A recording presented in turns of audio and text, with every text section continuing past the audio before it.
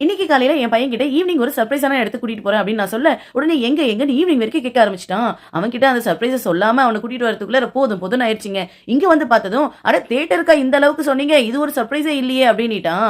"Theatre surprise இல்லடா, என்ன மூவிங்கிறதுல தான் சர்ப்ரைஸ்" அப்படின்னு நாங்க சொல்ல, "அப்படி என்ன மூவியா இருக்கும்?" அப்படின்னு சொல்லி அவன் யோசிச்சது மட்டும் இல்லாம எங்களையும் தொல்ல பண்ண ஆரம்பிச்சுட்டான். "வெயிட் பண்ணு, இன்னும் 5 நிமிஷத்துல மூவியே ஸ்டார்ட் ஆயிரும்" அப்படின்னு திருப்பி பார்த்தா என் ஹஸ்பண்ட காணோம்.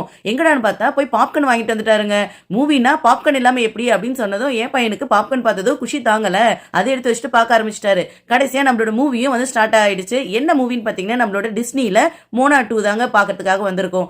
இந்த மூவி எப்படி என் பையனுக்கு ஃபேவரட் ஆச்சு அப்படின்னு பாத்தீங்கன்னா, ரீசெண்டா நாங்க ஃபிளைட் டிராவல் பண்ணோம். அதுல வந்து மோனா 1 வந்து 10-12 தடவைக்கு மேல பார்த்தாருங்க. அவ்வளவு பிடிச்சிருச்சு அவருக்கு. சோ இந்த ஹாலிடேஸ்க்கு மோனா 2 ரிலீஸ் ஆகிறதுனால அவரை கூட்டிட்டு போய் சர்ப்ரைஸ் பண்ணலாம் அப்படின்னு நாங்க டிசைட் பண்ணி இந்த சர்ப்ரைஸ பண்ணோம். இந்த மூவி ரொம்பவே சூப்பரா இருந்தது. என் பையன் பயங்கரமா என்ஜாய் பண்ணி ஹாப்பி ஆயிட்டாரு. உங்க வீட்டு குட்டீஸே இந்த மாதிரி சர்ப்ரைஸா ஏதாவது மூவி கூட்டிட்டு போயிருக்கீங்களா? அப்படி கூட்டிட்டு போயிருந்தீங்கன்னா கீழே மறக்காம கமெண்ட் பண்ணுங்க.